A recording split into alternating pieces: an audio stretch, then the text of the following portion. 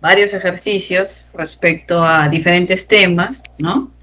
Que vamos a ir resolviendo, ya saben, con un poquito de teoría para ir recordando más o menos, ¿no? Y poder tener una respuesta acertada. Entonces, vamos a iniciar nuestra última maratón de ejercicios, ¿no?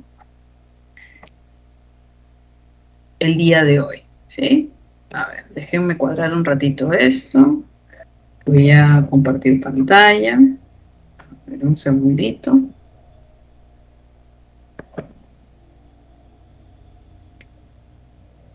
Y empezamos en un minutito, ¿ya?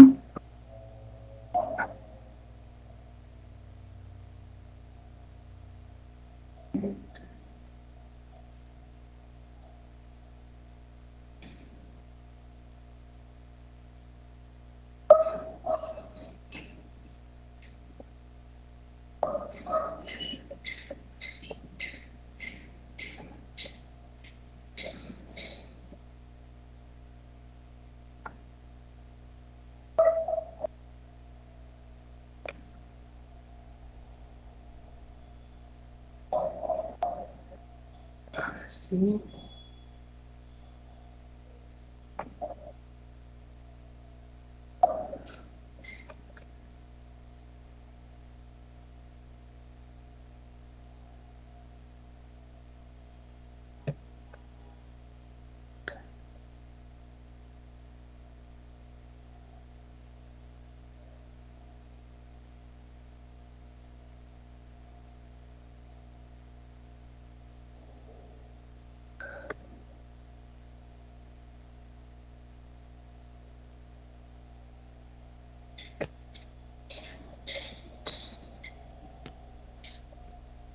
Listo, muy bien, ahora sí, entonces ya estamos, sí pueden ver la diapositiva, ¿cierto?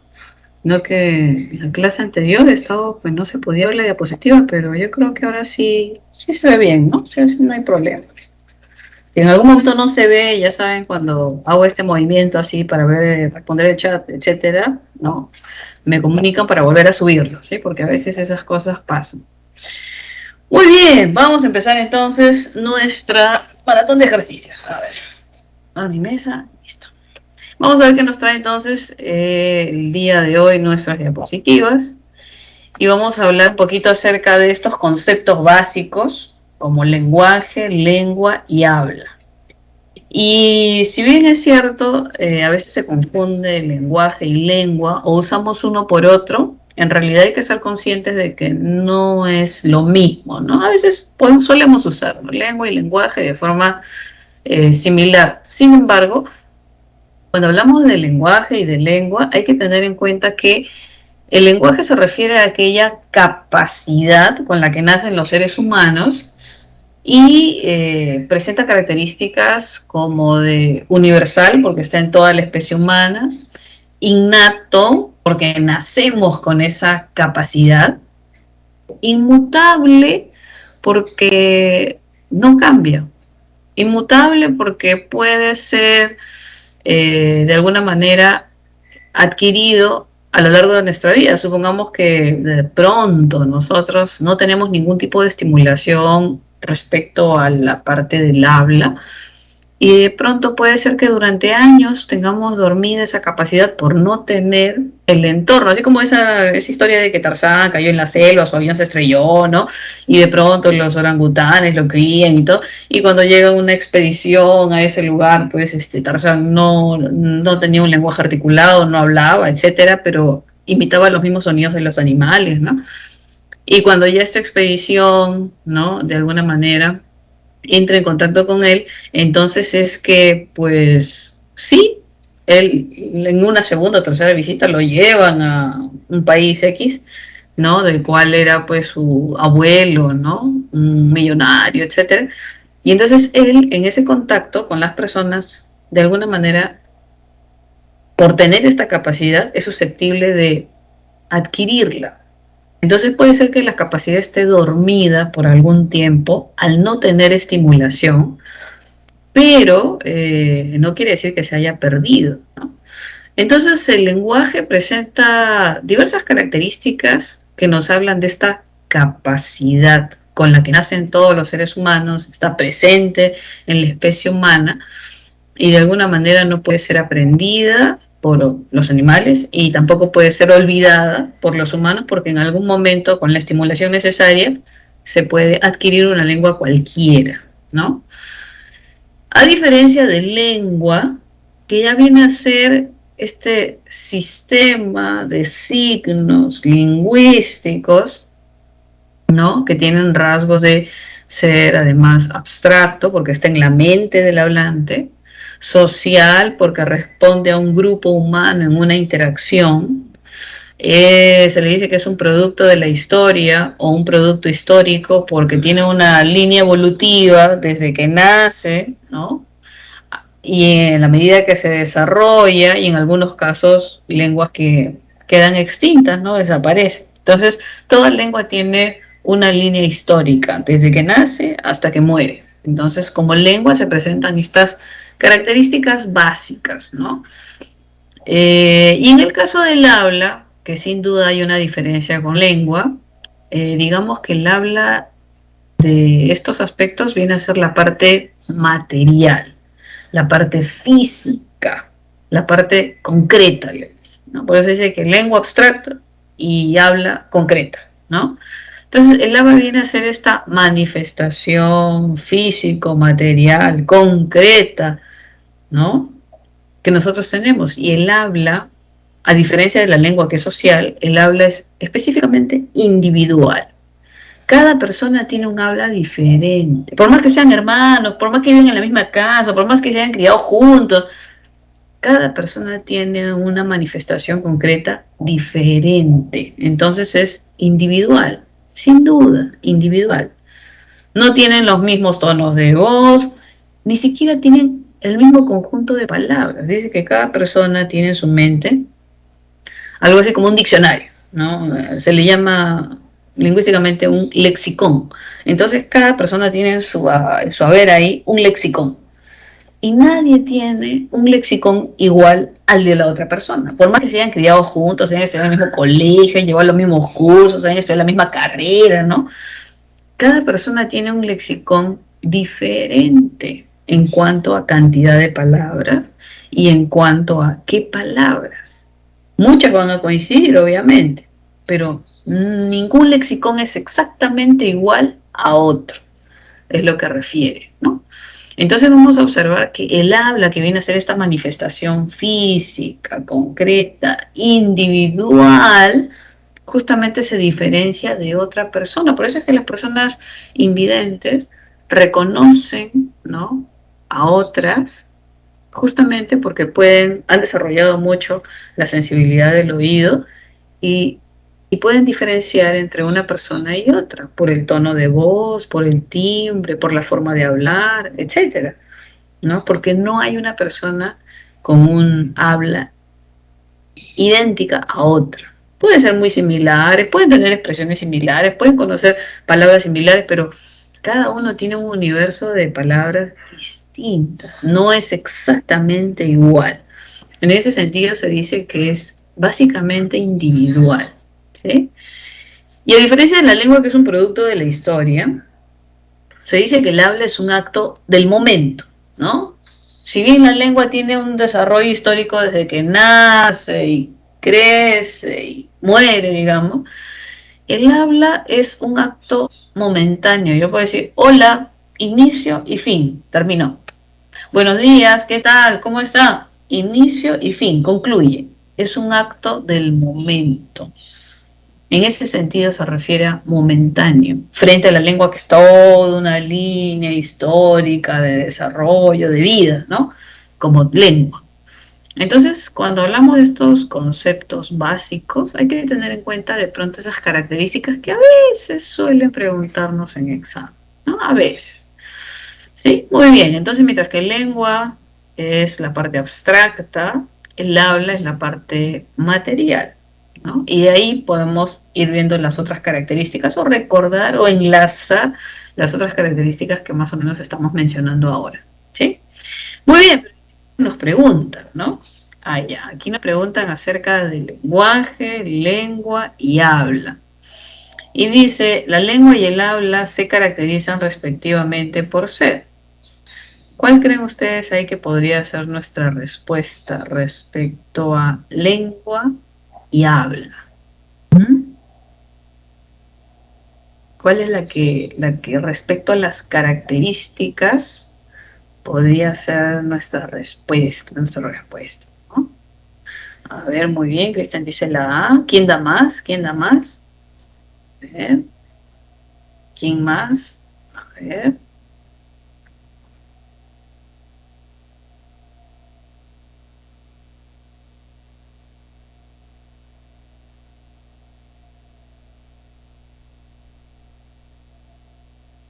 ¿Mm? Ya, alguien dice la D, muy bien. ¿Quién da más?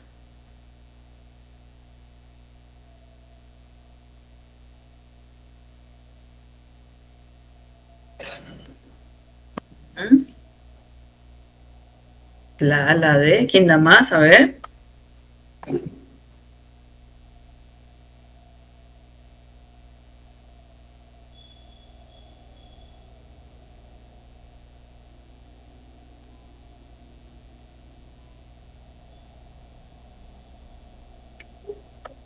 En la A tenemos abstracta y social. Ya, la lengua es abstracta, pero ahí hay un detalle. El habla es respecto a abstracta. Si queremos tener esos pares como de oposición o correspondientes, sería, si la lengua es abstracta, el habla debería ser concreta, no en ese par, ¿no?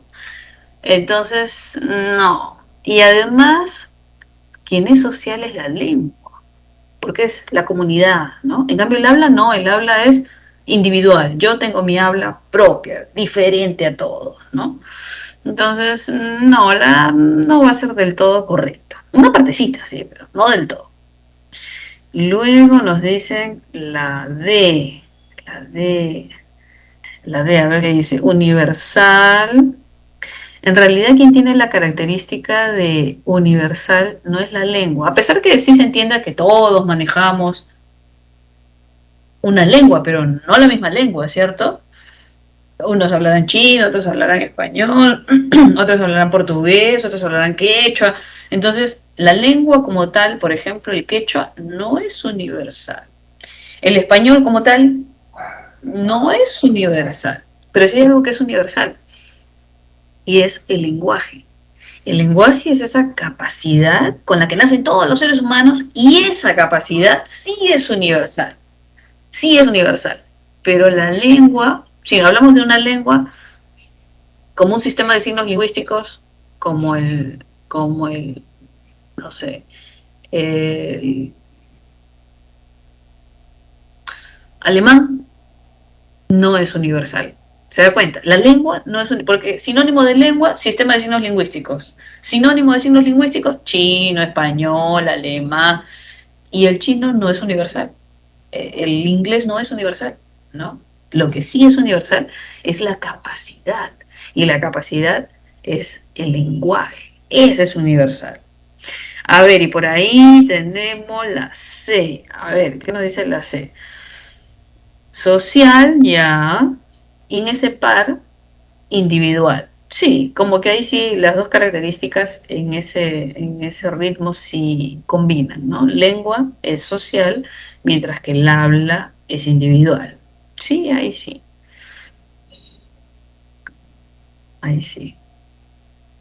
Exacto. El habla de alguna manera es la parte material, física, audible, concreta, ¿no? De la lengua. Entonces es su parte físico-material. Por eso se dice que mientras que la lengua es abstracta, el habla es concreta. Mientras que la lengua es psíquica, solo psíquica, el habla es psicofísica. Inicia en la mente, claro que sí, pero se materializa a través de la parte física, articulatoria. Entonces se dice que el habla es psicofísica, ¿no? Así es. Muy bien, muy bien. Avancemos un poquito más. Hablamos de los préstamos lingüísticos. Y cuando habíamos hablado un poquito acerca del español, habíamos dicho que el español, ya sabemos, una de las características es justamente producto histórico. Desde que nace, bueno, todavía no muere, ¿no? Desde que nace, y se perfila como una de las lenguas más habladas, sí, ya. Entonces, desde que nace hasta la actualidad, ha pasado pues muchas cosas, ¿no? Y ha tenido muchas vivencias y muchos contactos con otras lenguas por diversas circunstancias, ¿no? Desde el momento en que nace, su entorno, la invasión que hubo en la península por los árabes, ¿no? Luego llega a América, invade, ¿no? Hay procesos de castellanización y se de alguna manera tiene contacto con lenguas originarias como el quechua, el aymara, el nahual, el taíno. Entonces, el español como tal, como una lengua cualquiera, se nutre de otras, ¿no? Y ese nutrirse implica tener préstamos lingüísticos. Entonces el español, así como es préstamo lingüístico de otra lengua, también adquiere palabras de otras lenguas que se conocen con este nombre de préstamo lingüístico. No es como que yo te lo presto, ya, ok. Yo sé que es del inglés, yo sé que es del alemán, yo sé que es del árabe, yo sé, pero yo también la voy a usar porque hemos estado en contacto de lenguas por alguna circunstancia, invasión, conquista, contacto, expansión, lo que usted quiera. En ese sentido nosotros encontramos estos llamados préstamos lingüísticos, que es cuando una lengua entra en contacto con otra y de alguna manera existen palabras que pasan esta barrera semipermeable, ¿no? Y vamos a tener, obviamente, siempre más, en mayor cantidad, de la lengua de la cual viene. Entonces el español como tal, cuando se forma, hereda un montón de palabras de la lengua de la cual viene, que en este caso es el latín, y entonces se le conoce con el nombre de latinismo. Y a lo largo de la historia que ha tenido contacto con otras lenguas, como estamos comentando, por ejemplo, se nutre también del alemán, y ahí tenemos los germanismos, porque eran los llamados germanos, ¿no? Cuando los árabes invaden la península, ¿no? En esa zona donde se hablaba castellano, ¿no? O en formación de castellano, hay muchas palabras que quedan y se les denomina arabismos, porque son palabras que vienen del árabe, ¿cierto? Cuando llega América en su afán conquistador y expansivo, se nutre del inglés a lo largo de los años por el efecto de la globalización, ¿no? Ya instaurado en América, el español se nutre del inglés, porque en ese tiempo que llegaron pues colonias, llegó España para colonizar, también llegaron los ingleses, ¿no? Y entonces esos países de Europa que salían, ¿no? Esos pueblos para ganar territorios, entonces sucede que iban llegando a un lugar nuevo y ellos se creían por los dueños, entonces era como, esto es mío, ¿no? Colonia, esto es mío, colonia, esto es mío, colonia. Ellos pensaban que aquí vivía gente, que esto era también una especie de comunidad. No, no, no, no, no, ellos iban a conquistar. Y en ese afán, ¿no? De conquistas han habido países que durante algunos años han sido colonias de España y en otros años han sido colonias de Inglaterra, ¿no? O sea, han vivido de colonia en colonia, ¿no? Y ese es el caso, por ejemplo, de algunos países donde han tenido pues esos temas, ¿no? De ser colonia de un país y luego ser colonia de otro país, etcétera. Y ahí pues hemos visto sin duda la influencia y los préstamos lingüísticos tanto del español hacia el inglés y del inglés hacia el español. Y bueno, ya por un efecto de la globalización en los últimos tiempos, sin duda somos más conscientes de estos llamados americanismos, ¿no? Perdón, anglicismos en contacto con el inglés, anglicismos, ¿no? Porque eran llamados de la etnia anglosajona. Entonces por eso se les llaman a las palabras que vienen del inglés anglicismos. Y en el caso de estar en contacto con el francés, se encuentran estos galicismos, porque ellos eran llamados los galeses, ¿no? Entonces era el pueblo galés, los galeses. Y entonces se constituyen como préstamos denominados galicismos.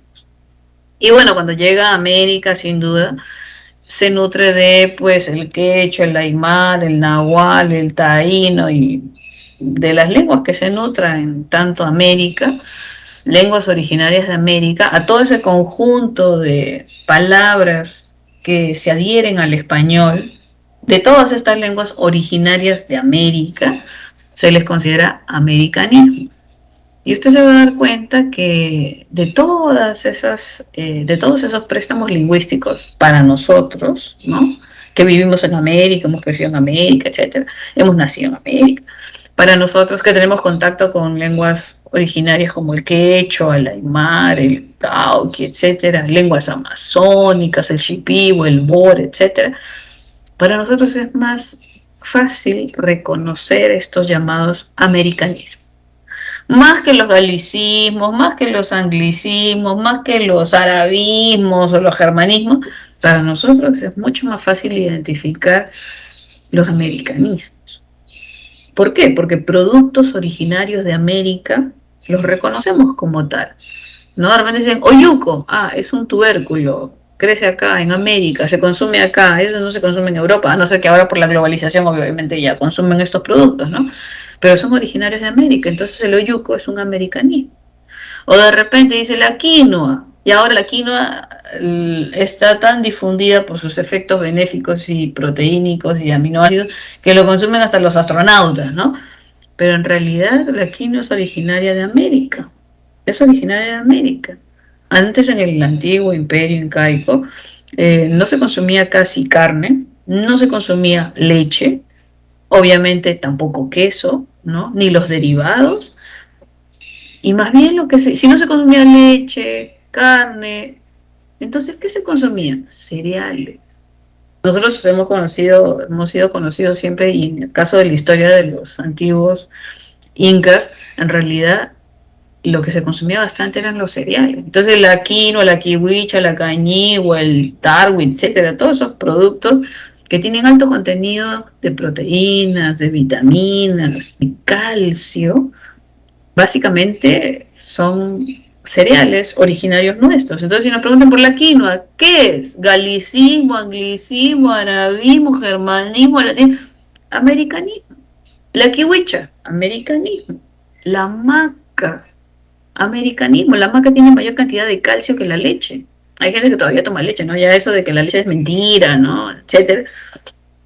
Pero en realidad la maca tiene mayor cantidad de calcio que la leche. Entonces acá no era necesario consumir leche y tampoco era necesario consumir carne. La carne se consumía cuando había festividades, no celebraciones, ceremonias, ¿no? Pero en realidad no era de consumo masivo de todos los días, porque consumían cereales, ¿no? Entonces la maca tiene mayor cantidad de calcio, mayor cantidad de fósforo, tiene gran cantidad de proteínas, de vitaminas, ¿no? Ahora, el cacao, que usted también ha escuchado mucho, ¿no? Que produce felicidad, ¿no? Así como que el chocolate produce felicidad. Entonces, en realidad eso es cierto, ¿no? Y el cacao, a pesar de que África produzca la mayor cantidad de cacao para el mundo, en realidad el cacao surge de América y es de aquí que se traslada, se transporta, etcétera, ¿no? Nosotros producimos el mejor cacao del mundo, ¿no? En cuanto a valor nutricional y de sabor, etcétera. Dice el mejor chocolate suizo, pero si el cacao era de América, ¿no? Entonces tenemos algunos animales también, ¿no? La alpaca, la llama, el guanaco, la vicuña, las mejores fibras que se conocen, ¿no? Las más finas. ¿Y qué son? Esas denominaciones, vicuña, alpaca, llama, etcétera, que son americanismos, ¿no? El maíz de Centroamérica, ¿no? En la cultura maya, los aztecas, que era muy conocido y que ellos comercializaban mucho y luego se expande, sin duda, el maíz es fundamental. Y a partir de cada palabra usted puede crear un pequeño campo semántico, como por ejemplo si le dicen la palabra maíz, que es originaria de América, y le dicen es un americanismo, automáticamente yo puedo detectar varias palabras que tienen relación con la palabra maíz. Por ejemplo, si me dicen maíz fresco, será pues el choclo. Maíz de pronto secado, duro, ¿no? De diente grande, mote. Entonces ahí tengo maíz, choclo, mote, americanismos, porque están vinculados, están ahí, tienen que ver con ese producto y ese elemento. Y si me dicen productos, de repente, la humita, que se hace con choclo, también es americanismo. El tamal, que se hace del mote, también es americanismo. Entonces, a partir de una palabra usted puede tener otras más, ¿no? Si dice, por ejemplo, cacao es un producto de América, y entonces la palabra chocolate, que es aquello que se produce en base al cacao, también fue de aquí, de América, entonces también es original, ¿se da cuenta? Entonces usted puede de alguna manera involucrar algunas otras palabras a partir de una que tenga, a partir de una. Y otras denominaciones, claro, ¿no?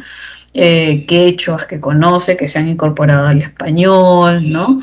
Tenemos ahí palabras como curaca, por ejemplo, ¿no? Que era un cargo en el antiguo imperio incaico y que también de alguna manera se reconocieron en el español.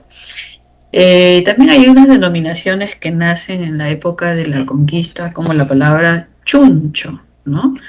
De repente la palabra chuncho uno la entiende ahora como persona que no sabe hablar, que es tímida, que no se expresa, que, que, que no reacciona, ¿no?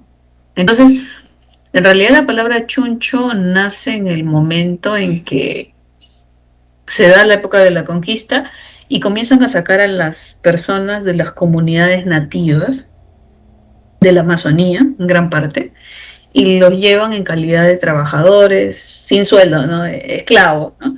Digamos, a las casas de los grandes hacendados, ¿no? Que como ya tenían pues dominios en América. Y entonces esas personas que son extraídas de las comunidades amazónicas, digamos, y los llevan a trabajar a estas casas, ¿no? En calidad de trabajador sin pago, ¿no? Ellos no hablaban. ¿Por qué? Porque su lengua pues era el ayánica, el shipibo, el iquito, entonces no entendían, pero de alguna manera podían entender que les pedían que pues hagan labores de limpieza doméstico, labores en la chacra, qué sé yo, ¿no? Entonces hacían el trabajo, obviamente, pero ellos no hablaban la lengua. Poco a poco habrán adquirido algunas palabras y habrán podido de alguna manera ya relacionarse con la lengua, en este caso con el español. Pero en un momento inicial, si a usted lo sacan de una comunidad donde habla, se comunica, se expresa, vive bien, ¿no? Y lo llevan a trabajar en una casa en calidad de esclavo, además de todo el tema de la opresión, está el tema de la lengua. Y está el tema de que obviamente no está en una sociedad igualitaria. Entonces no se expresaba, no hablaba, no se comunicaba, porque no podían hacerlo de un primer momento, desde un primer momento. Y entonces esas personas que extraían de una comunidad y lo llevaban a una casa y como no sabían hablar, de alguna manera ellos los denominaban chunchos. Ah, es un chuncho, lo he traído de una comunidad y está trabajando acá. ¿Y chuncho qué implicaba? Falta de comunicación, no hablaba, porque no hablaba la lengua, ¿no?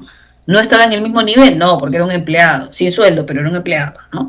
Entonces, todo ese tema, ese conjunto de características de esta persona, en esas circunstancias, era chuncho. Lo que quizá ahora recordamos un poco es alguno de esos rasgos semánticos. ¿Se acuerdan cuando se habla de semántica y se dice que un concepto tiene un montón de rasgos semánticos? Entonces, algunos de esos rasgos semánticos, como por ejemplo la timidez o la falta de expresión, es lo que queda ahora, ¿no? Que es, ah, no, él no saluda, es un chuncho, no sabe hablar, ¿no? Entonces, algunos de esos rasgos son los que quedan ahora, por ejemplo, ¿no? Entonces, de diverso tipo, ¿no? Tenemos palabras como los americanismos que suelen ser productos, que suelen ser animales, que suelen ser denominaciones, ¿no? Que a lo largo del tiempo el español ha adquirido de otras lenguas y en este caso específico de lenguas originarias de América. Y ahí tenemos los americanismos. Entonces, detectar un americanismo suele ser mucho más fácil, ¿no? Que de otras vertientes, ¿no? Que de otras lenguas. Pero sin embargo hay que recordar que los árabes invadieron muchísimos años la península, más de 700 años. Por eso es que tenemos un montón de palabras del árabe, productos árabes, ¿no? Y árabes se encuentran, pues, se denominan, pues, el café, aunque algunos se disputan el origen, ¿no? Pero se estima el café, el arroz, ¿no? Entonces, productos que consumimos siempre, ¿no? Como el café, como el arroz, por ejemplo, naranja, zanahoria, ¿no? Entonces tenemos algunas palabras y productos que hasta ahora lo tenemos. Alcohol, ¿no? Jarabe, ¿no? Acequia, azucena, de pronto. Y también contribuyeron mucho en la organización de la ciudad, por eso es que está alcalde, alcaide, ¿no? Tenemos ahí denominaciones que tienen que ver con impuestos como aduana, ¿no? Unidades de medida como arroba, tarima, que es la cama, pues, ¿no? La construcción de la cama, tarima, almohada, alfombra. Entonces hay un montón de palabras que hemos adquirido del árabe en ese contacto que hubo en la península por más de 700 años, justo cuando estaba pues el español en estos momentos de formación, ¿no? Incipiente, en ese momento. Y bueno, también pues con los alemanes, porque los alemanes siempre han sido bélicos y también han estado en contacto, en roce, y ahí hay palabras de corte bélico como la palabra guerra, robar, espía, ¿no? Entonces hay estas palabras relacionadas con un poco la guerra, la misma palabra, pues, ¿no? Que tiene que ver con los alemanes, en este caso los germanos o germanismos, ¿no? Y en los otros casos, pues un poco más por contacto, como con los ingleses, por la globalización de pronto, o los franceses porque viven en una zona, en caso de Europa, ¿no? Colindante, ¿no? Claro que sí, los franceses siempre se han caracterizado por los perfumes caros, los licores caros, ¿no? Porque justamente vienen de ahí, entre muchas otras palabras que también tenemos. Muy bien, entonces estos préstamos lingüísticos suele ser esta parte de la línea histórica de una lengua, en este caso el español, que se ha nutrido de otras a lo largo de su historia, ¿no? Cuando uno quiere saber de qué lengua viene, solo entra al diccionario de la RAE, coloca ahí la palabra y te dice, ¿no? De origen latino, entonces tú sabes que viene del latín. Y si el latín a su vez se nutrió del celta, entonces dice de origen latín y este a su vez del celta, por ejemplo, que es una lengua prelatina. Ahora, también puede ser que te diga, no, esta palabra se usa en Bolivia y en Perú, ¿no? Y también te dice que es un préstamo del Aymara de pronto, o es una palabra de origen quechua. Entonces hay información importante cuando uno busca una palabra en el diccionario, obviamente de la RAE, ¿no? Que nos da mayores alcances. Muy bien, entonces, ¿qué nos van a preguntar de esto? Dice, americanismo es un préstamo lingüístico que procede de una lengua amerindia, correcto, de una lengua amerindia, y ha sido incorporado en el español.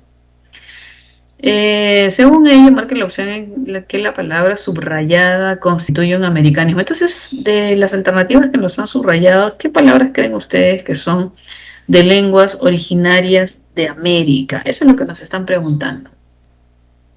Ah, muy bien, sin duda, ¿no? Sin duda, sin duda. Eh, Tenemos la quinoa, o sea, sin lugar a dudas, ¿no? Sin lugar a dudas la quinoa, un producto originario nuestro, así es.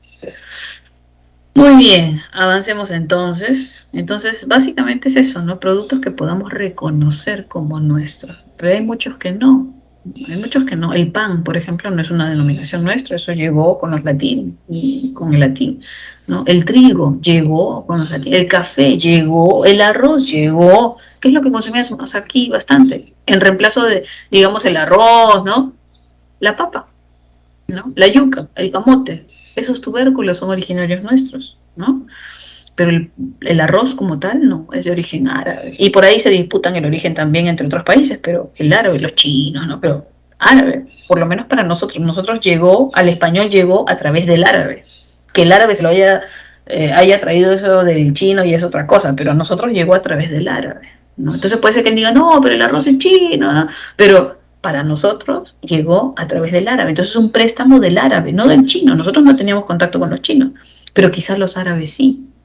¿Se dan cuenta? Entonces es un producto que fue migrando, pero para nosotros llegó a través de los árabes. De pronto dicen el café, pero el café dicen no, que es turco, que es esto, que es el otro, que es aquí. Pero para nosotros llegó a través de los árabes, por eso es un arabismo.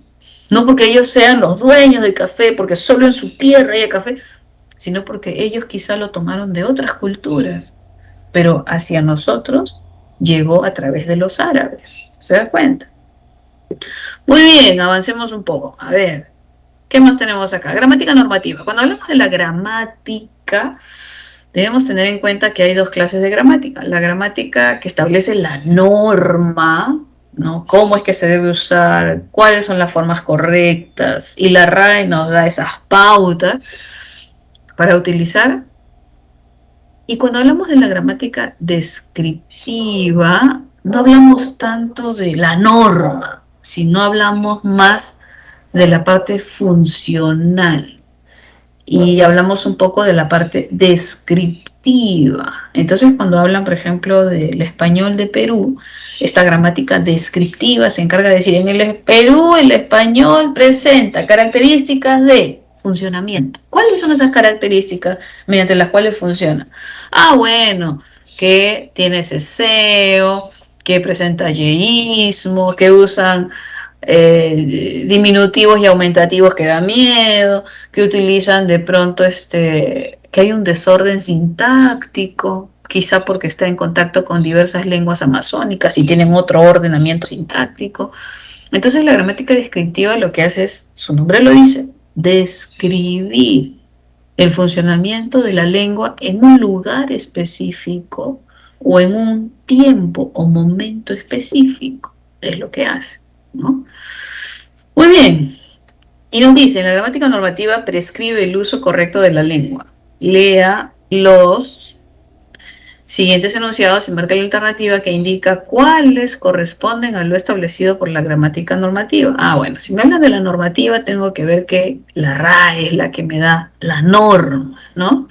Y entonces ahí tengo que identificar cuáles son los enunciados que presentan el uso adecuado de las normas. ¿Cuáles creen ustedes que presentan el uso adecuado de las normas?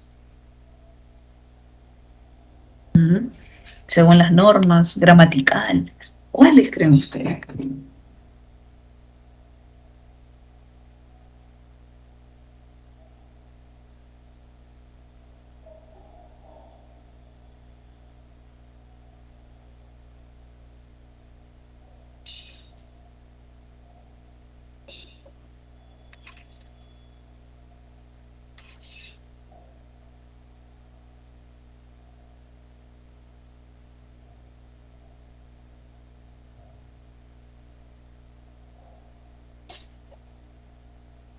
A ver, tenemos propuesta la B, tenemos propuesta la C, muy bien, la B, la C, o sea, coincidimos en que tenemos la 1 como correcta, el enunciado 1, y luego podría ser el enunciado 3 y podría ser el enunciado 4 quizá.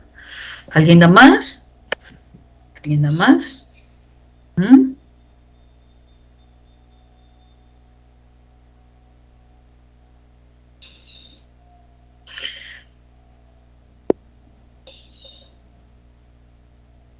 Ah, ya, perdón. La C, la C. Ya, a ver, entonces estamos de alguna manera diciendo que el enunciado 1 y el enunciado 3 serían los correctos. Vamos a ver, dice, planché pantalones y camisas blancos. Cuando tenemos dos sustantivos y uno es masculino y el otro es femenino, sin duda, y vemos un adjetivo al final que intenta calificar a ambos, la concordancia se va a establecer como está ahí, en plural, ¿cierto? Y en masculino, para establecer concordancia con el masculino y el femenino. Entonces el enunciado 1 es correcto. Y luego nos dicen el 3, que sería, habían leído muchas obras peruanas. Ellos habían leído muchas obras peruanas. Sí, tercera persona, plural, concuerda con el verbo en perífrasis, habían, ¿no? Verbo principal leído, muchas obras peruanas. Entonces, de alguna manera sí, aparentemente está bien. Y entonces, ¿cuál sería el error en 2 y en 4? Porque debería haber error, ¿cierto? En 2 y en 4. ¿Cuáles serían los errores? En 2, ¿cuál podría ser el error? Porque también parece que estuviese correcto, ¿no? Ajá, muy bien. Es un adverbio, ¿cierto? Y los adverbios son invariables. Muy bien. Entonces debería ser demasiado, porque el adverbio no concuerda ni en género ni en número. Es invariable. Muy bien. Y en 4, ¿cuál sería el error, creen ustedes? En 4. ¿Tenemos algún error en 4? Esteban, compré un reloj ahí parece que le faltaría una coma de vocativo, ¿no? Esteban, compré un reloj muy carísimo. Ah, este es el detalle, ¿no? ¿Qué nos dice la norma? La norma nos dice que no podemos utilizar dos marcas de superlativo, solo una. Y podría ser muy caro, y ya tenemos la marca para superlativo, o podría ser solo carísimo, pero si utilizamos dos elementos que marquen superlativo, es inadecuado. Eso es lo que nos dice la norma, ¿no? Entonces ahí en ese enunciado le falta una coma de vocativo y le falta, y además se reitera ese superlativo que es, según la norma, inadecuado, ¿sí? Muy bien, 1 y 3 entonces, alternativa C, claro que sí. A ver, vamos a ver entonces qué más tenemos por acá. Segmentación de sílabas ortográficas. Ya, cuando me dan sílabas ortográficas, segmentación silábica, ortográfica, es lo mejor que me pueden dar, es fácil. Ni siquiera es un poco de morfología que puede ser un poco tedioso, ¿no? No, y ni fonología, que de alguna manera, si la veo como tal, no se trabaja mucho. Pero ortografía sí. Entonces, cuando me dan una palabra para segmentar de forma ortográfica, es sencillo, porque hay algo que yo debo recordar. ¿Y cuál es ese algo? Lo que yo debo recordar es que lo que se busca en una segmentación o en un silabeo ortográfico es reconocer esta secuencia consonante-vocal. Eso es a lo que yo debo apuntar. Eso es lo que me interesa obtener. Y yo hago de todo para obtener eso, ¿cierto? Y entonces hay algunas reglitas, ¿no?, que nos da la RAE para poder lograr eso o tener en cuenta eso y hacer una segmentación ortográfica correcta, adecuada. Por ejemplo, acá nos dan la palabra saumerio. Y entonces yo digo de repente quizá, pero si es consonante vocal, yo voy a decir sa, u, me, rio. Y la H con la U, ¿cierto? Pero hay un detalle, la H como tal no suena y tampoco funciona para temas ortográficos. Por más que esté ahí, es como que no tiene valor, ¿no? Y entonces sabemos que está ahí, pero es como si no estuviera. Entonces, no altera si es que se encuentra en medio de un diptongo. Lo que hay ahí es un diptongo. A, U, mayor fuerza de voz en la A.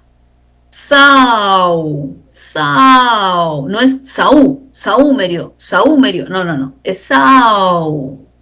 Entonces, como la mayor fuerza de voz está en la vocal abierta, al lado de una cerrada, eso genera unión y genera diptongo. Pero ahí hay una H en medio, y recuerde que la H en medio de un diptongo no interfiere. Y si fuese un hiato, tampoco interfiere, como al costado que dice antihigiénico. Y vocales cerradas iguales se separan por hiato simple.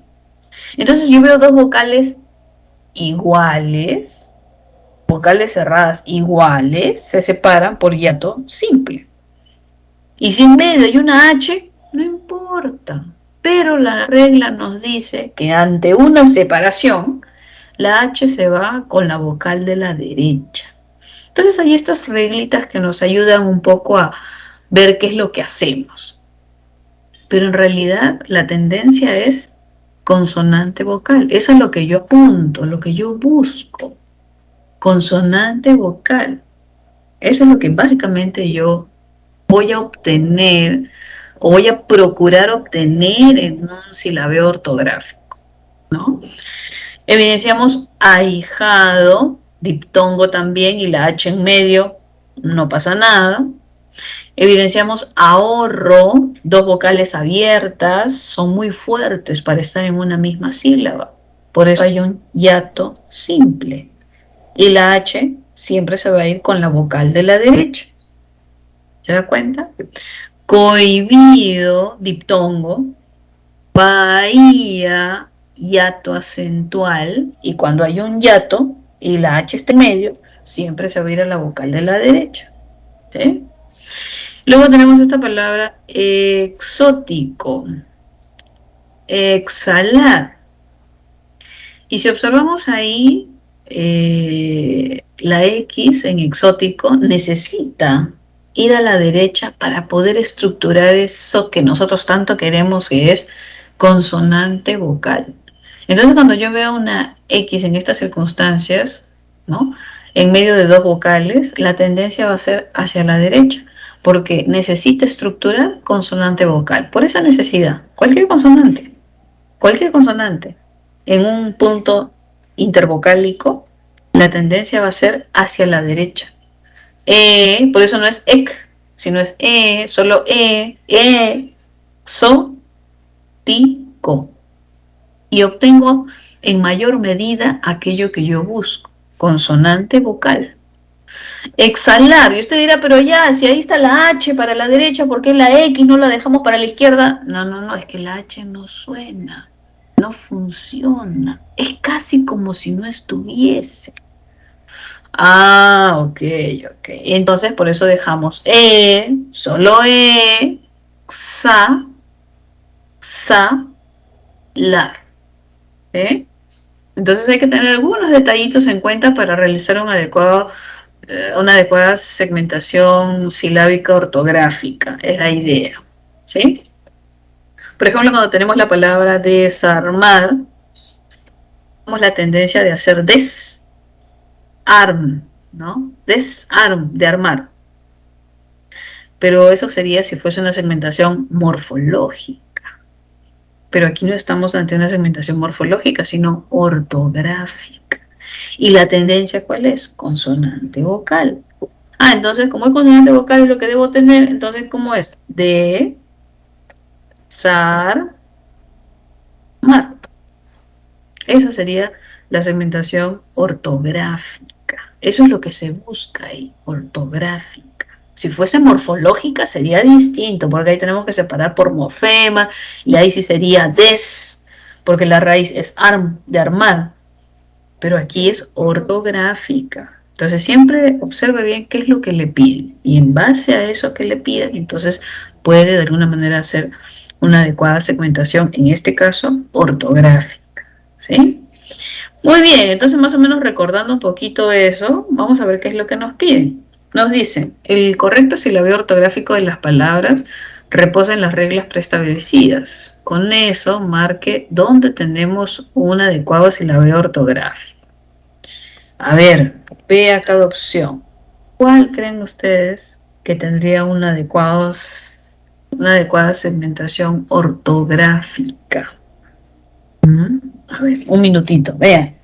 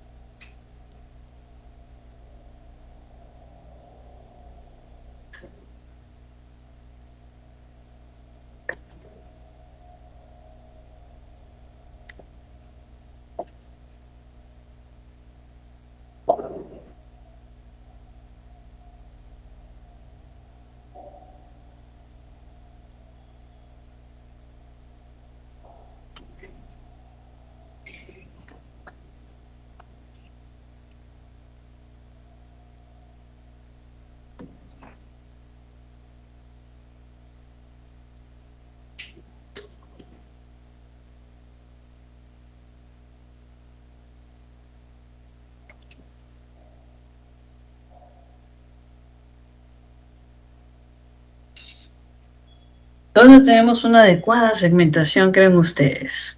A ver, propuesta la B. ¿Quién da más? ¿Quién da menos? A ver, vamos a ver. Ay, perdón, incorrecto, ¿no? La B. A ver, dice ahí. A, fian, sa, miento. Ahí está el error, ¿cierto? Porque la I y la E estructuran diptongo. Y entonces eso debería ser una sola sílaba y no una separación. Y, P, rac. Ahí también hay error porque debería ser RAC, erac. Ti, bo. Entonces ahí tenemos dos errores, en mien y en rac. Y en los otros casos, a ver, sería institucionalización, transeúnte. Muy bien, porque hay un hiato, requiere separación, claro que sí. Luego tenemos ahí solo xi, muy bien, xhi, sí, visionismo. Se, miau, ahí hay una sola sílaba con un triptongo, miau, tomático. Subordinación, extraordinario. Ajá, sí, muy bien. Entonces en la B encontramos justamente esos dos errores de segmentación y entonces sería nuestra alternativa que muestra un enunciado incorrecto. Muy bien. Hay una palabra que siempre viene en examen que también deben conocer.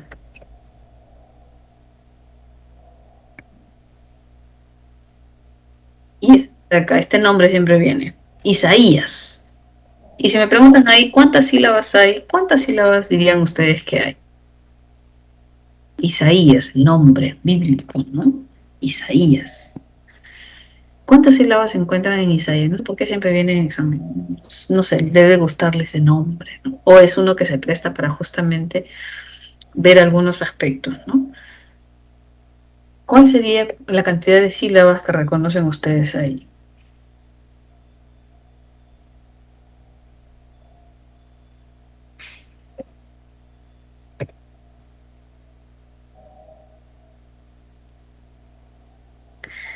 En segmentación, por ejemplo, sería así. I, sa, i, as. La I se separa de las dos A porque hay hiato. Y si me pidiesen contabilizar las secuencias vocálicas, diría que entre la A y la I hay un hiato. Y entre la I y la segunda A hay otro hiato. Entonces, en esa palabra se cuentan dos hiatos acentuales. Tenga en cuenta eso. Eso siempre viene por alguna razón porque se presta para esas circunstancias. Entonces, en esa palabra se reconocen dos hiatos acentuales, la A con la I con la A. Y si me preguntan si la B, ¿cuántas sílabas hay dentro de un enunciado? Yo debo reconocer que hay cuatro sílabas. I, sa, I, as. Cuatro sílabas en esa palabra pequeña. Cuatro sílabas y en secuencias vocálicas evidenciamos dos hiatos acentuales. Entonces hay palabritas que se prestan para este tipo de cosas que se utilizan con frecuencia. ¿Sí? Muy bien, tiene su receso entonces. Nos vamos a quedar aquí. Vamos a ver qué más viene.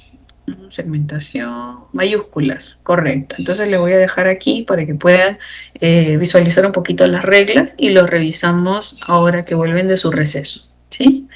Muy bien, jóvenes. Entonces voy a apagar mi micro y mi cámara para que puedan descansar de mi voz un momento y luego retomamos. ¿Ya? Listo.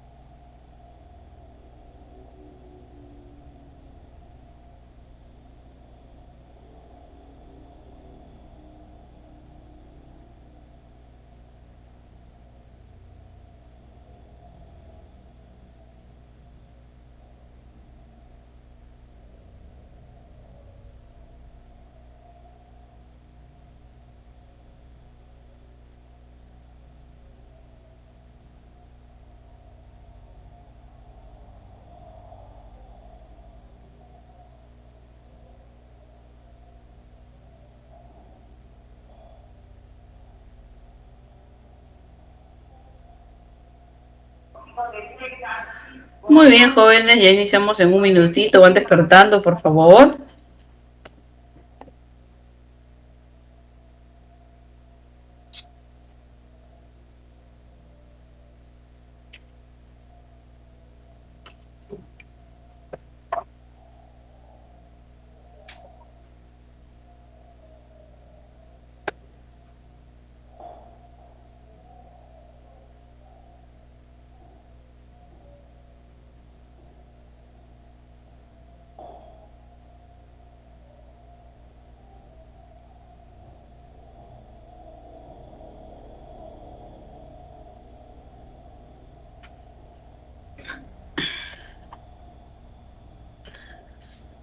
Muy bien, continuamos entonces.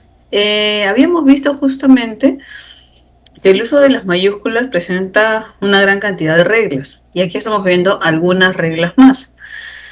Como que nos dicen que la RAE, a pesar de que conocemos que existen un montón de movimientos culturales, filosóficos, religiosos, la RAE considera que solamente 4 van con mayúscula. Solo 4.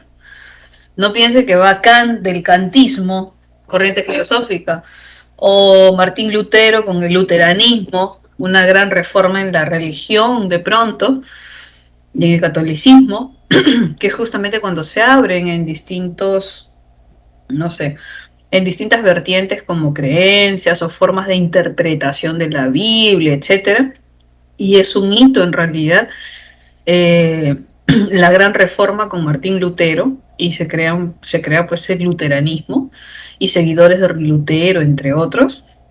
La RAE no considera a todos ellos. La RAE solamente considera que a nivel general, mundial, etcétera, solo hay 4 movimientos culturales de esa magnitud que influenciaron de alguna manera a todo el globo y considera que son 4 movimientos que van con mayúsculas, y es que no los olvides, son estos 4, ninguno otro más. Ni político, ni religioso, no, solo estos 4, el Renacimiento, el Romanticismo, el Barroco y el Neoclasicismo, ¿ok? Además de eso, nos hablan de que las festividades van con mayúscula, siempre. Las festividades siempre van con mayúscula, sean civiles, religiosas, ¿no? Como el Día de la Madre, el Día del Padre, etcétera, desde la palabra día. No piense que es un genérico, desde la palabra día, porque es una celebración cívica, desde la palabra día, ¿sí? Si vemos, no sé, pues, Semana Santa, Viernes Santo.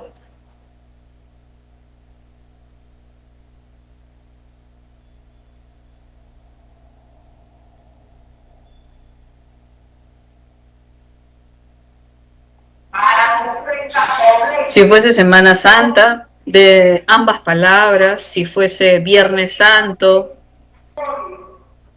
Jueves Santo, desde la palabra jueves, desde la palabra viernes. Ojo, ¿ah? Ajá, muy bien. Solo esos 4 grandes movimientos culturales van con mayúscula. Ninguno otro más, ni sea filosófico, cultural, religioso, ninguno otro más. Solo esos 4. Así es que recuérdenlos bien. ¿Ok? Muy bien, y las órdenes religiosas que vimos la semana anterior, ¿sí? Entonces, las órdenes religiosas desde la palabra orden. Y también, pues, sin duda, como vimos anteriormente, las deidades, los nombres de los dioses con mayúscula. La palabra Dios, que hace referencia al ente superior religioso, también mayúscula. Pero si digo el Dios, ¿qué puedo decir? El Dios Zeus, entonces ahí solo Zeus, Dios no, porque Dios en ese contexto figura como un genérico, ¿sí? Entonces hay que tener cuidado con esas denominaciones de deidades de pronto. Y sin duda, todas las instituciones van con mayúscula. instituciones, todas las instituciones, cuando se hable en ese estatus de institución, van con mayúscula, siempre, siempre. Ministerio de Salud, Ministerio de Trabajo, ¿no? Poder Judicial, la policía, el ejército, todo, pero siempre que haga referencia a las instituciones. Hay una expresión que siempre viene que hay que tener cuidado, que es cuando nos dicen, por ejemplo,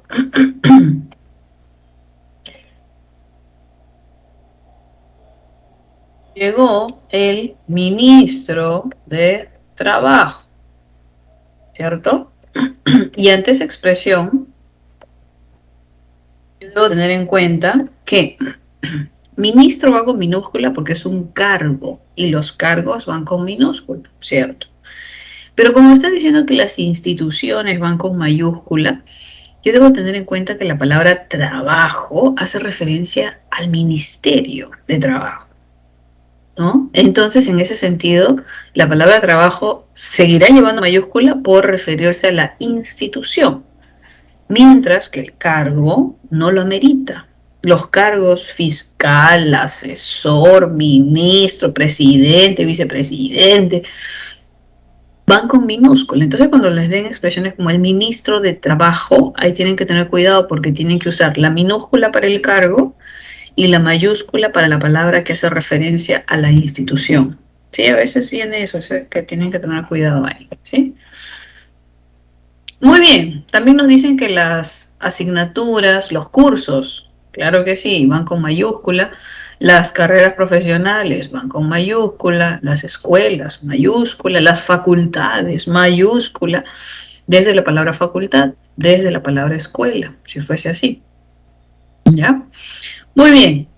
Y tenemos algunos acrónimos como SUNAT, RENIEC, UNICEF, que originalmente han sido siglas, pero por circunstancias, ¿no?, de uso, se constituyen en sustantivos y en este caso propios. Por eso es que llevan la mayúscula inicial, ¿sí? En otros casos, cuando las siglas se han constituido en sustantivos no propios, sino comunes, como la palabra ovni, por ejemplo, no amerita. ¿Por qué? Porque no es una institución, no hace referencia a un ente propio como un sustantivo propio, entonces va con minúscula. ¿Ya? Entonces, existen circunstancias donde se trasladan a sustantivos propios como SUNAT, RENIEC, UNICEF, que son instituciones, y hay otras circunstancias que se constituyen en sustantivos comunes como ovni, como láser, por ejemplo. ¿Sí? Muy bien, ¿y qué es lo que nos preguntan? Dice, el correcto empleo de las letras mayúsculas está normado por la Real Academia. Elija la opción que presenta uso adecuado. ¿Qué alternativa creen ustedes que tenga uso adecuado de letras mayúsculas en esta pregunta número 5? A ver. ¿Qué opción creen ustedes que presente uso adecuado?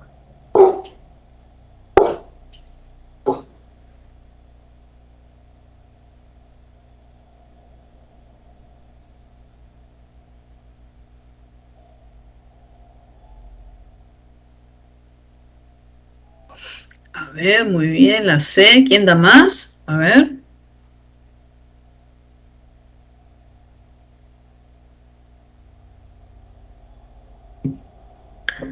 Tenemos 2 y 3, ¿no? La C también reafirma.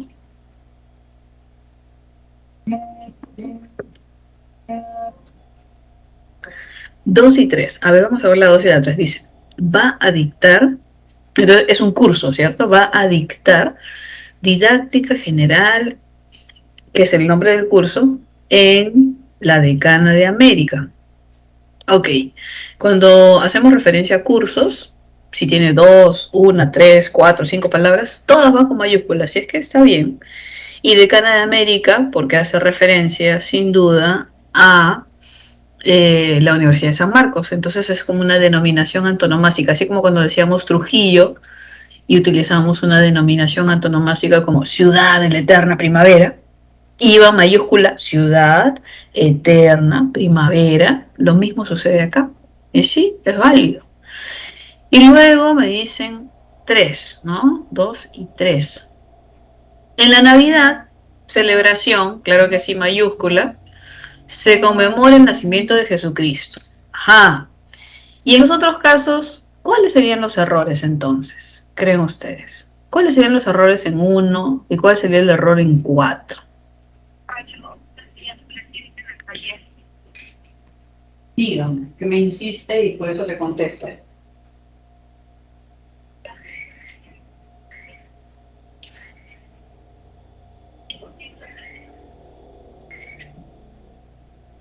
No, todavía no he ido, señor.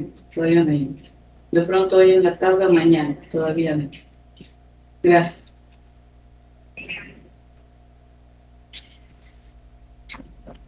Muy bien, ¿cuáles serían nuestros errores ahí? A ver, vamos a ver. En 1 dice, el modernismo se caracteriza por una renovación formal. Ya, ahí no es necesario. Y luego en 4, el profesor, el paleozoico y el mesozoico son eras geológicas. Ah, ahí hay un error en mesozoico y en la palabra geológica, ¿no? Así es, muy bien. Entonces nos quedamos con la alternativa C, con 2 y 3. Muy bien. Avancemos un poquito más entonces y nos habla sobre tildación, ¿cierto? Acentuación de formas complejas y tenemos estas palabras compuestas con mente, que ya sabemos que la tildación tiene que ver con el adjetivo original y me olvido de que existe el mente, ¿cierto? Luego me dicen sin guión cuando se unen en una sola estructura y cuando se unen en una sola estructura de alguna manera me centro en la última raíz, ¿no? 16, 10 y 6, me centro en 6 y por eso es que coloco la tilde porque sería una palabra aguda. Balón, sexto, me concentro en sexto, sílaba tónica, ses, es una palabra grave, no llevo. Entonces si la última raíz lleva tilde, se mantiene. Y si no lleva tilde, tampoco va a llevar, ¿sí? Cuando me dicen con guión es sencillo porque el trámite es completamente independiente. Cada palabra se tildará si es que así lo requiere. Y cuando tenemos verbos con pronombres clitizados, lo trabajamos como si fuera una sola estructura y nos olvidamos que hay pronombres clitizados. No contabilizo que sean raíces, sino que sea una sola palabra. Nada más.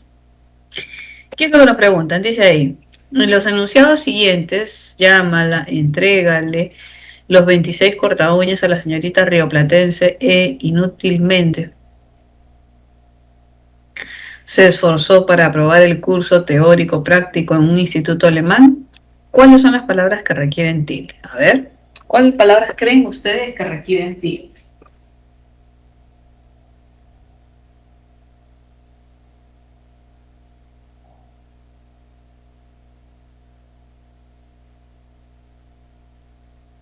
¿Cuáles y cuántas de pronto? A ver, sin guión lo trabajamos como si fuera una sola estructura, ¿no? Por ejemplo, baloncesto y me concentro en la última raíz. Si separamos la palabra y queda sexto, sexto, yo sé que la sílaba tónica está en ses, y sexto es una palabra grave, y en ese caso no está llevando tilde, y eso se mantiene. 16, 10, 6, 10, 6, me concentro en la última raíz, y 6 originalmente no lleva tilde porque es un monosílabo, pero como ya se ha unido a otra, deja de ser monosílabo, por lo que ahí, con la mayor fuerza de voz en esa última sílaba, es aguda, y entonces sí le toca. Siempre voy a preservar la sílaba tónica de la última raíz, y con eso ya veré si es que le corresponde o no le corresponde. A ver, ¿cuántas palabras creen ustedes ahí que requieran tilde o necesitan el tilde?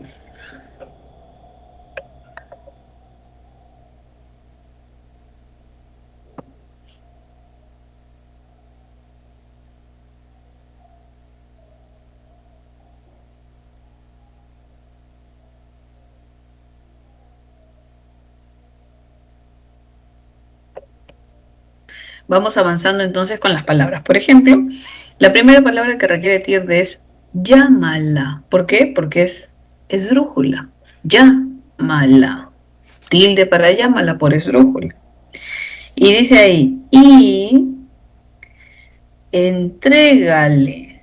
Y esa palabra también requiere tilde porque es esdrújula. Entrégale.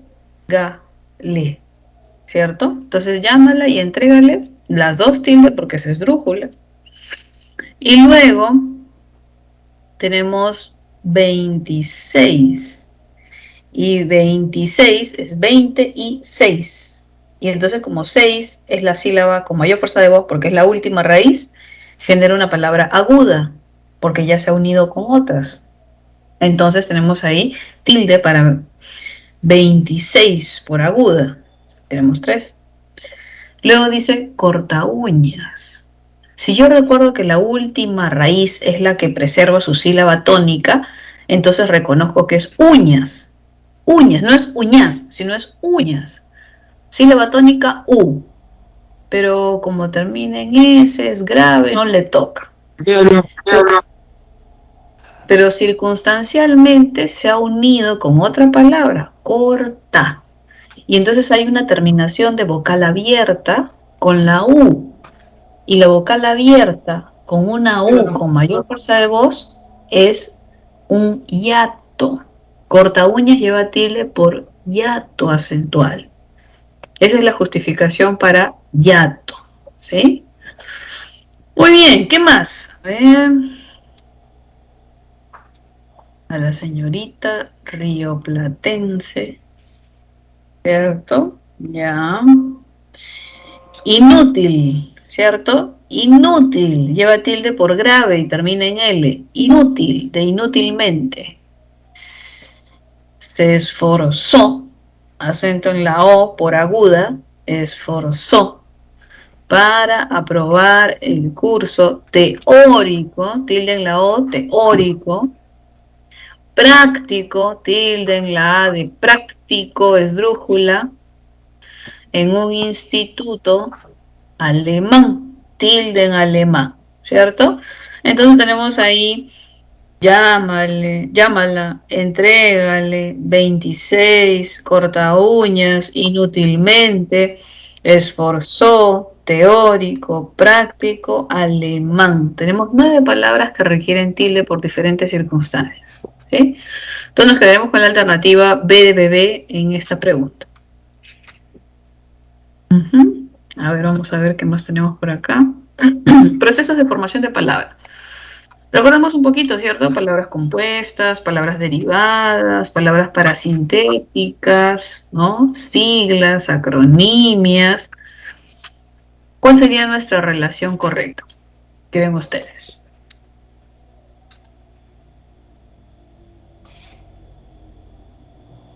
¿Cuál es nuestra relación correcta en esta pregunta número 7?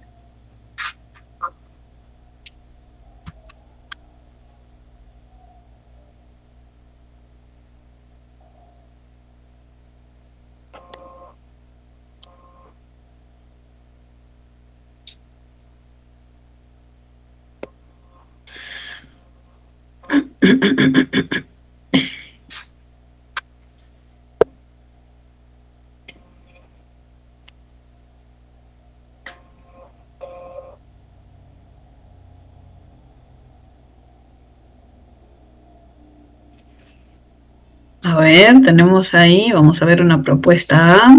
¿Quién da más?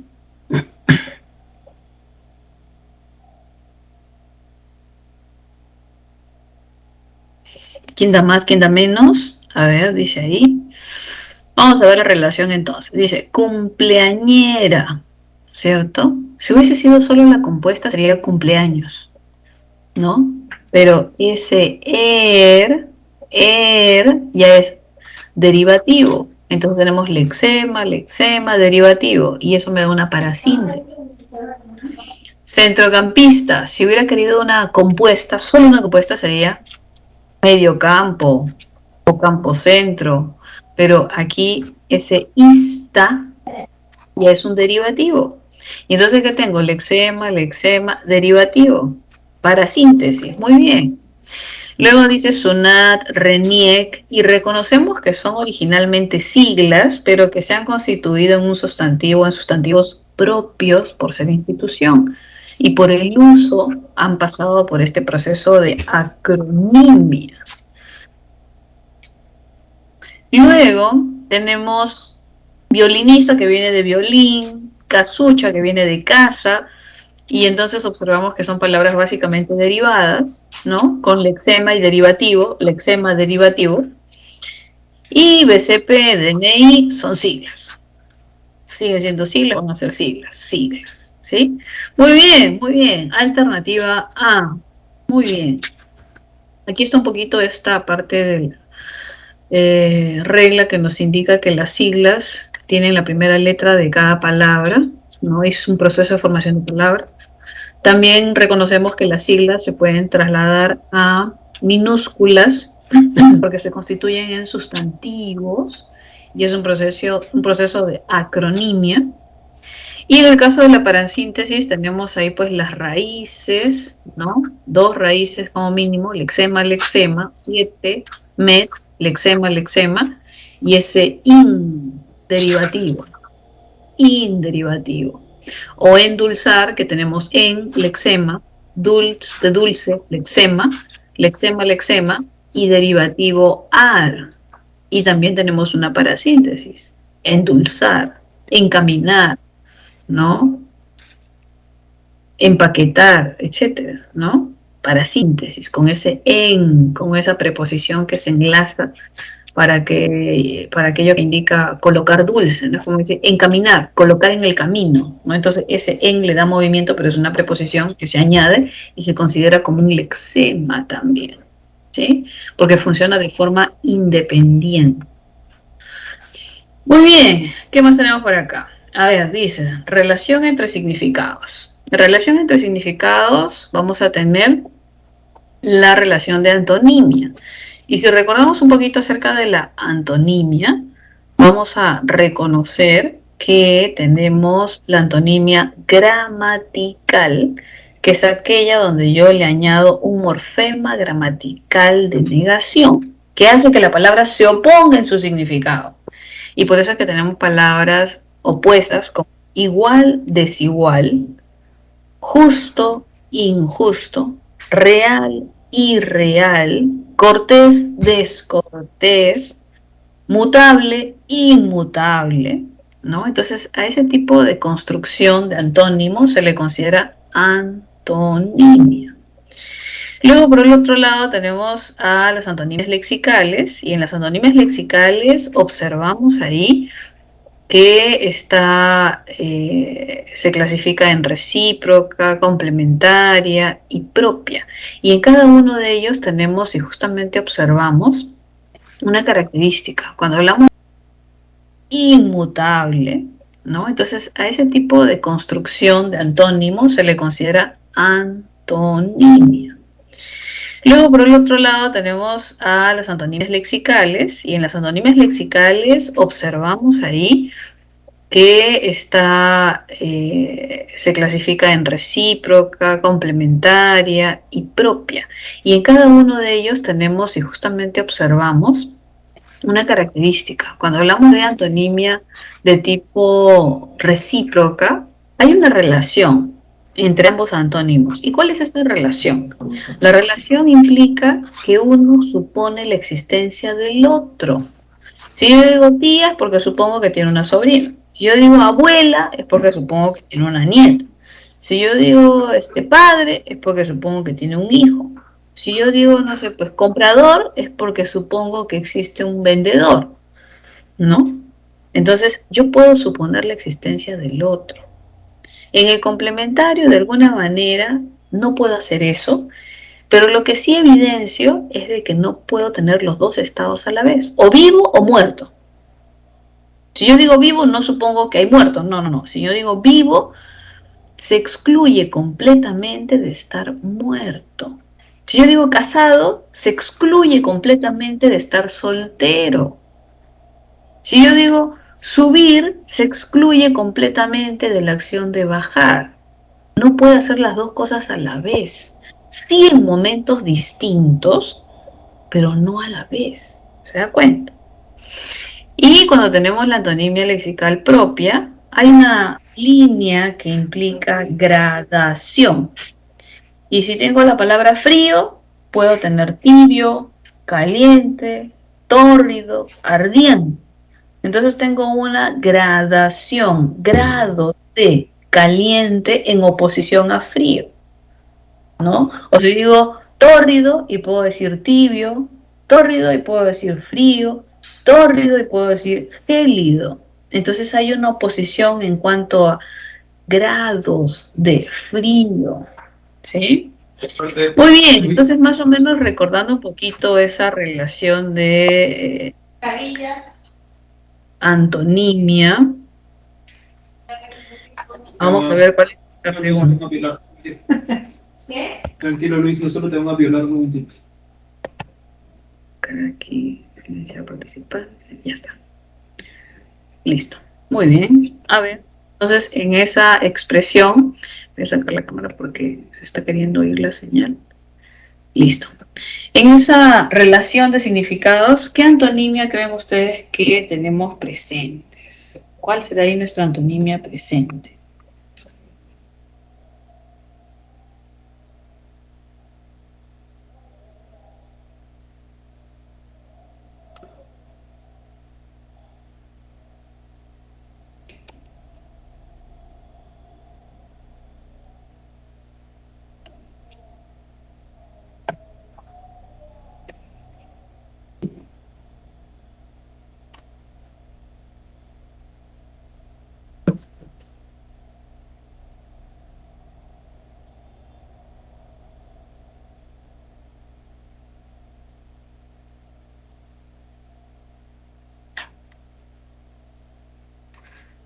Ya, muy bien. A ver, tenemos la C en sagrado y profano. Pues sí, son antonimias que de alguna manera no pueden ser las dos cosas a la vez. ¿Se da cuenta? No pueden ser las dos cosas a la vez. Y eso nos da una antonimia de tipo complementario. No podemos suponer la existencia del otro, no podemos establecer grados ni gradación, pero no pueden ser las dos cosas a la vez, se excluyen. Muy bien. Alternativa C, claro que sí.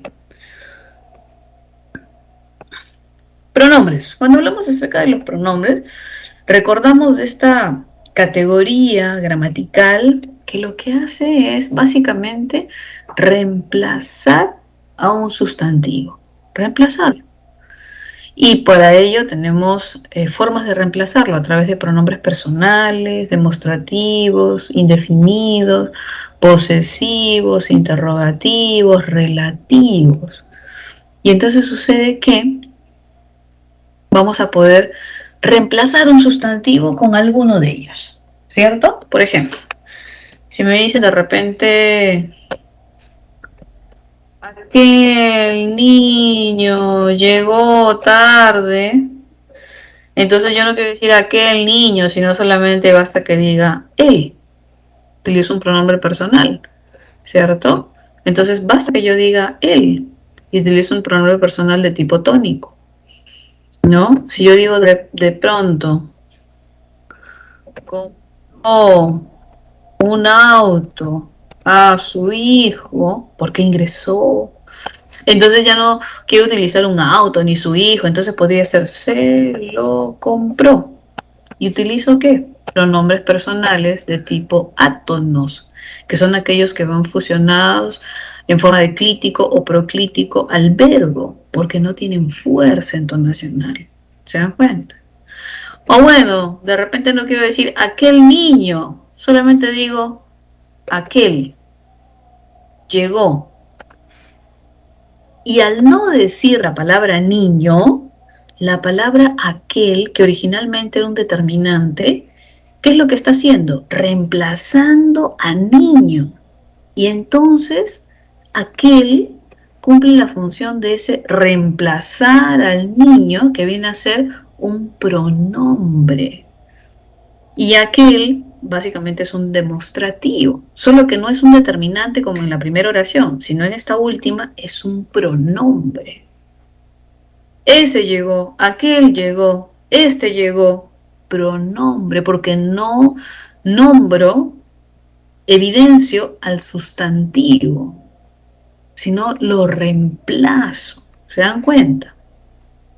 O cuando digo, por ejemplo, es mío, ¿no?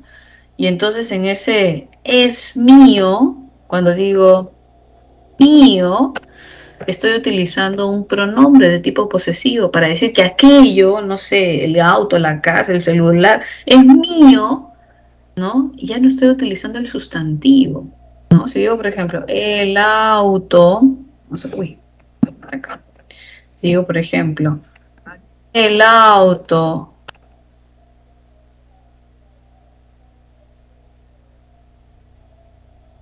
es mío, y me preguntan, ¿cuántos pronombres hay ahí? Solo uno, mío.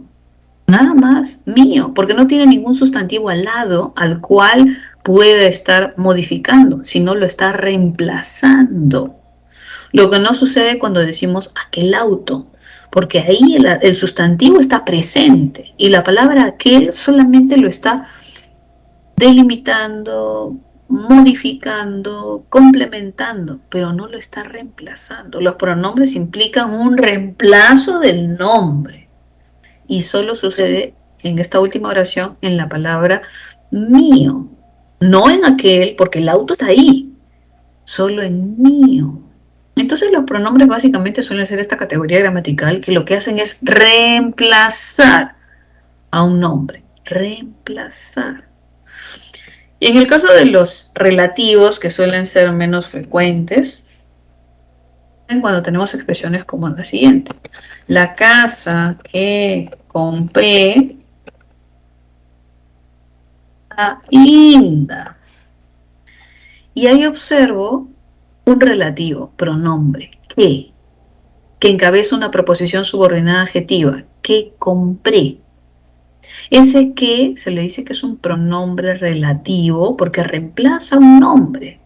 Y es relativo porque básicamente reemplaza un nombre que se encuentra mencionado anteriormente, de forma previa, inmediata, que en este caso es casa.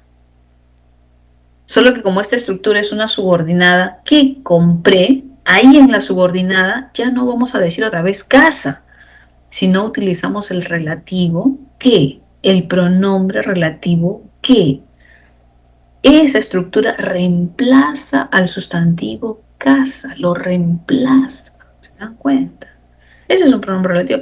La casa donde viví, la casa que compré, ¿no? Entonces ese qué, ese dónde, ese cuál, ese quiénes. Si digo Pedro y María, quienes son mis amigos, viajarán. Ese quiénes que hace referencia a Pedro y María son pronombres relativos y se dan cuenta que es justo un elemento previo a un sustantivo o sustantivos previos casi inmediatos.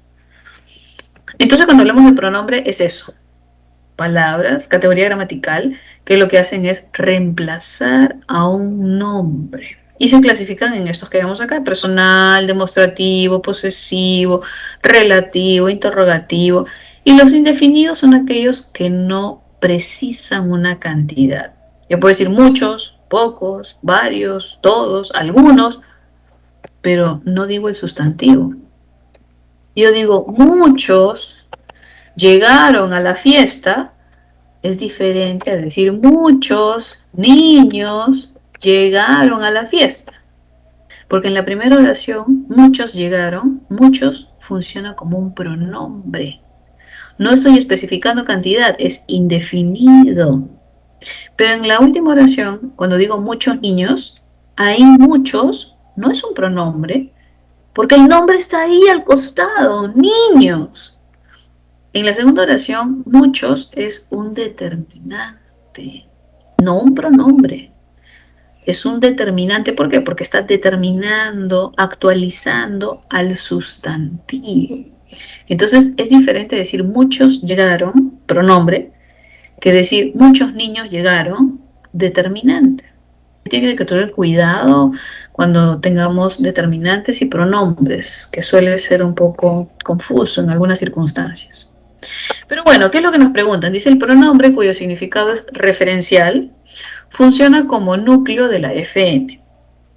Se clasifica en personal, demostrativo, posesivo, indefinido, interrogativo y exclamativo. Y teniendo en cuenta ello, identifique la alternativa que presenta pronombres indefinidos. Pronombres indefinidos. ¿Dónde encontramos pronombres indefinidos? ¿Creen ustedes? A ver, un minutito. Mírenlo, mírenlo.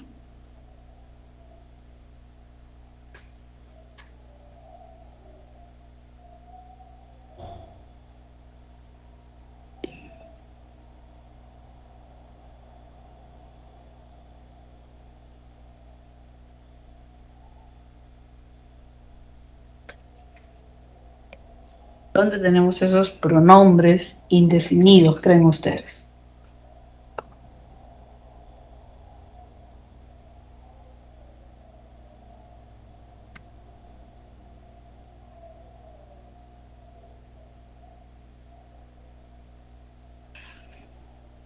Como dice, presenta pronombres, es, ¿sí?, donde encontramos más, ¿sí?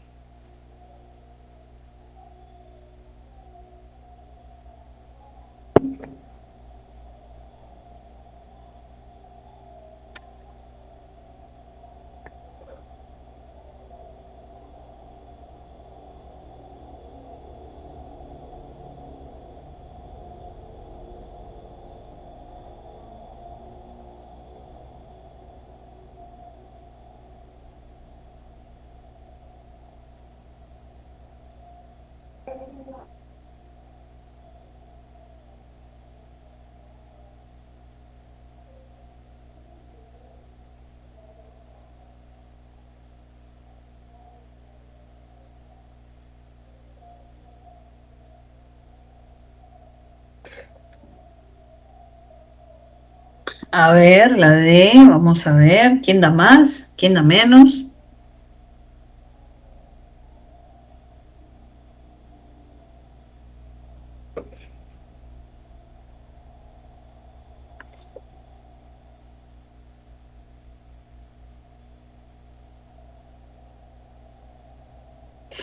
Ajá, muy bien, confirma, confirma, muy bien, Keiko, muy bien, Bianca.